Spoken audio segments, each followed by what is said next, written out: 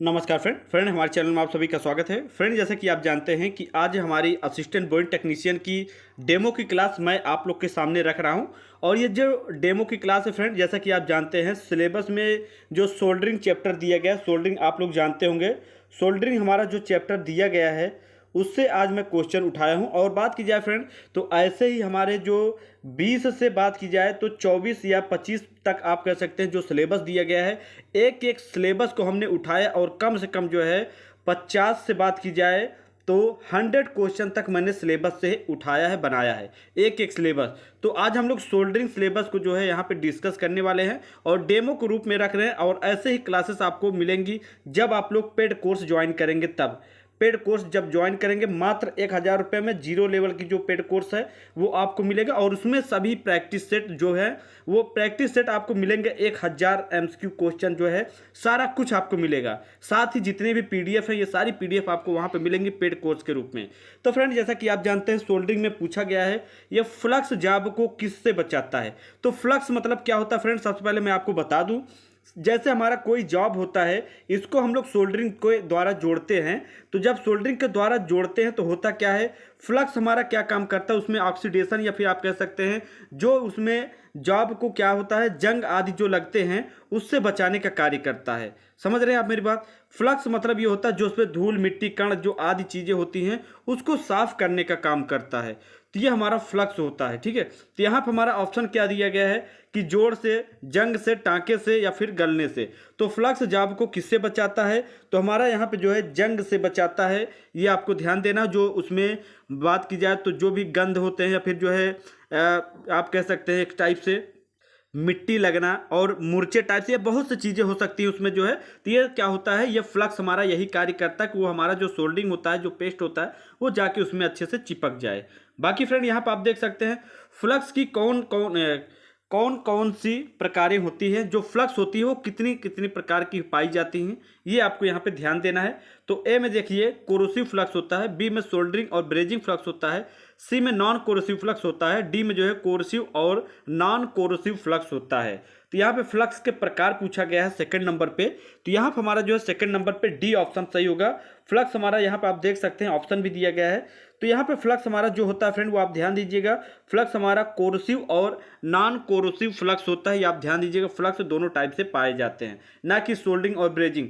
Brazing जो हमारा होता है वो इससे अलग होता है, आप ध्यान दीजिएगा। सोल्डरिंग जो हमारी धातु होती है वो इसके अकॉर्डिंग कमजोर होती है। थोड़ा सा अगर झटका लगता है तो सोल्डरिंग टूट जाती है। तो इसके मतलब यह है कि जो हमारा ब्रेजिंग होता है वो मजबूत होती है। और इसका पॉइंट अगर मतलब इसका जो है तापमान देखा जाए तो 650 डिग्री सेल्सियस हमारा ब्रेजिंग का होता है। लेकिन अगर सोल्डरिंग का जो है तापमान देखा जाए तो ये हमारा जो है 155 से लेकर जो है 155 डिग्री सेल्सियस से लेकर 255 डिग्री सेल्सियस तक होता है। इतना आप ध्यान दीजिएगा। जो हमारा सोल्डरिंग होता है इसका टेम्परेचर तापमान होता है। ठीक है, तो इतने पे जो है आप समझ सकते हैं कि ये जोड़ लगाता है। उसके बाद यहाँ देख लीजिए आप लोग के सामने क्या बोला गया है कि एक सोल्डिंग आयरन बिट से बना होता है। जो सोल्डिंग आयरन होता है वो किस धातु का बना होता है, बिट की बात की जा रही। तो ए में देख लीजिए आपके सामने ब्रास दिया गया, बी में टीन, सी में स्टील और डी में जो है कॉपर दिया गया है 3 नंबर पे। तो ये थर्ड नंबर पे हमारा फ्रेंड बात की जाए तो यहाँ पे हमारा कॉपर का जो बिट होता है, बिट आप लोग समझ सकते हैं जो जोड़ने का जहाँ पे कार्य होता है। जैसे हमारा, मैं थोड़ा सा आपको फिगर के माध्यम से बताना चाहूँगा। जैसे ये हमारा जो है सोल्डिंग होता है, सोल्डिंग ये हमारी जो है जोड़ने का जो कार्य होता है। और ये आप देख सकते हैं ये जो हमारा बिट यहाँ पे होता है वो हमारे तांबे का बना होता है, जो जोड़ने का जहाँ से कार्य होता है, जहाँ से पेस्ट निकलता है। तो ये आप ध्यान दीजिएगा, जो है ये हमारा तांबा, यहाँ पे कॉपर दिया गया है, ये आप ध्यान दीजिएगा। तो हमारा यहाँ पे डी ऑप्शन देख लीजिए आप लोग के सामने रखा गया है, डी ऑप्शन हमारा सही होगा। साथ में फ्रेंड ये सारी PDF आपको मिलेंगी जो है जब आप लोग पेड कोर्स को ज्वाइन करेंगे। तो इसमें देखिए क्या बोला गया है कि टाँका लगाने की प्रक्रिया के लिए गर्मी की आपूर्ति खाली स्थान द्वारा की जाती है। तो सोल्डिंग आयरन द्वारा, इंडक्शन भट्ठी द्वारा, या बात की जाए तो विद्युत प्रतिरोध द्वारा, विधि द्वारा, या इनमें से कोई नहीं। तो हमारा फोर्थ नंबर का बात की जाए फ्रेंड तो यहाँ पे जो ऑप्शन होगा फोर्थ नंबर का वो ए ऑप्शन सही होगा। सोल्डिंग आयरन द्वारा जो है आपूर्ति द्वारा, मतलब आपूर्ति की जाती है। ठीक है, सोल्डिंग के द्वारा, सोल्डिंग आयरन, इसके बात की जाए तो टाँका लगाने की प्रक्रिया के लिए गर्मी की जो आपूर्ति होती है वो सोल्डिंग आयरन के द्वारा होती है। तो ये हमारा यहाँ पे ए ऑप्शन सही होगा। उसके बाद यहाँ देखिए आपके सामने क्या बोला गया है कि मोटे तारों व केबल्स में जोड़ लगाने के लिए निम्न में से किस प्रकार का सोल्डर अधिक उपयुक्त है। तो मोटे जो तार होते हैं, बड़े मोटे मोटे जो वायर होते हैं या केबल्स होते हैं, तो उसमें जब जोड़ लगाया जाता है, जब हम लोग उस धातु को जोड़ते हैं तो वहाँ पे कौन से सोल्डर का प्रयोग किया जाता है या सोल्डरिंग आयरन का प्रयोग किया जाता है, उसके बारे में बात की जा रही है। तो यहाँ पे जो है हार्ड सोल्डर या सॉफ्ट सोल्डर, ए बी दोनों, या बात की जाए इनमें से कोई नहीं। तो 5 नंबर का अगर देखा जाए फ्रेंड, तो हमारा यहाँ पे हार्ड सोल्डर का प्रयोग किया जाता है। हार्ड सोल्डर फ्रेंड यहाँ पे 2 टाइप से पाए जाते हैं, आप ध्यान दीजिएगा।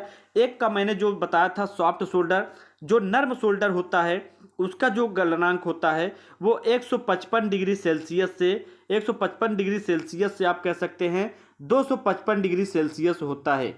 ये आप ध्यान दीजिएगा, 255 डिग्री सेल्सियस सॉफ्ट का होता है। लेकिन यहाँ पे जो हार्ड सोल्डर हमारा दिया गया है, कठोर सोल्डर दिया गया है, इसका टेम्परेचर बात की जाए तो इसका हमारा 255 से आप कह सकते हैं 55 डिग्री सेल्सियस से 450 डिग्री सेल्सियस से नीचे होता है। 450 डिग्री सेल्सियस से नीचे होता है, ये आपको ध्यान देना है। हार्ड सोल्डर और सॉफ्ट सोल्डर का गलनांक कई बार एग्जाम में पूछता है, तो काफ़ी बच्चे जो है नहीं समझ पाते हैं और एग्जाम में क्वेश्चन को गलत कर देते हैं।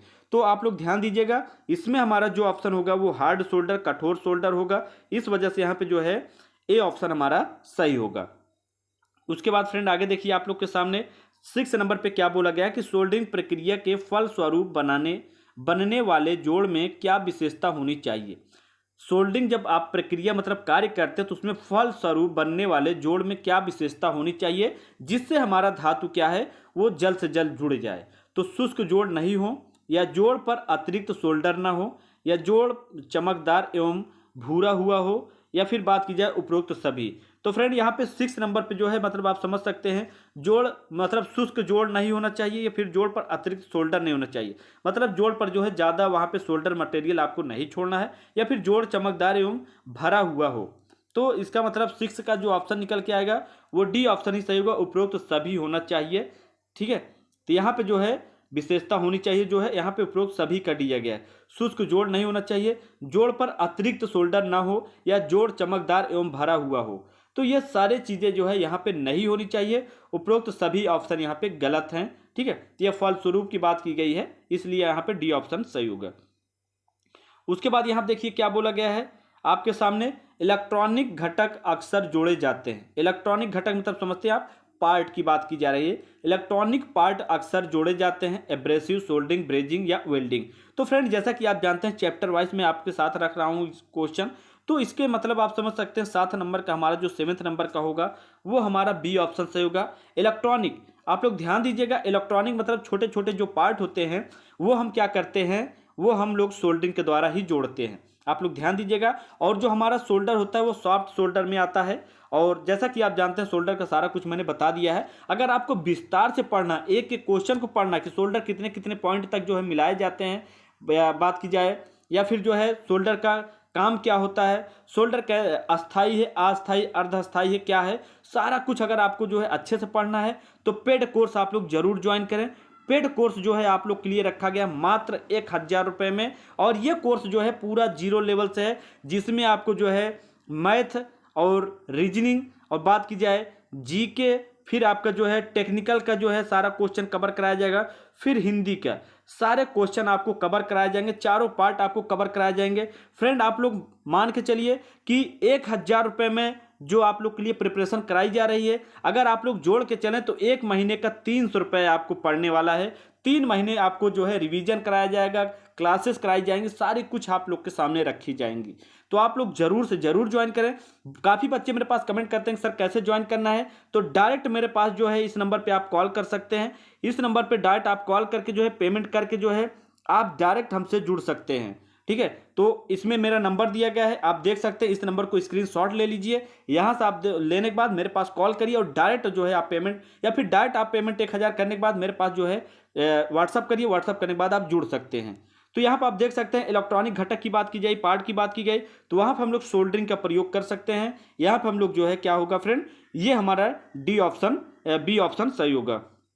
उसके बाद यहाँ देखिए क्या बोला गया है, जिसका उच्च गलनांक होता है उस सोल्डर को कहते हैं। उच्च गलनांक मतलब समझते हैं, अधिक गलनांक होता है उससे हम लोग किस सोल्डर के कैटेगरी में रखते हैं, तो ए में देखिए नर्म सोल्डर, सोल्डरिंग कम या नरम और कठोर सोल्डर दोनों में रखते हैं या कठोर सोल्डर में रखते हैं। तो हमारा 8 नंबर का जो ऑप्शन होगा वो क्या होगा फ्रेंड, 8 नंबर का वो डी ऑप्शन सही होगा। डी ऑप्शन में जो है कठोर सोल्डर में रखते हैं, मतलब हार्ड सोल्डर जो होता है उसका गलनांक ज़्यादा होता है, जैसा कि मैंने आपको बताया है 450 डिग्री सेल्सियस जो है आप कह सकते हैं यहाँ पे जो है इसके अंदर होगा।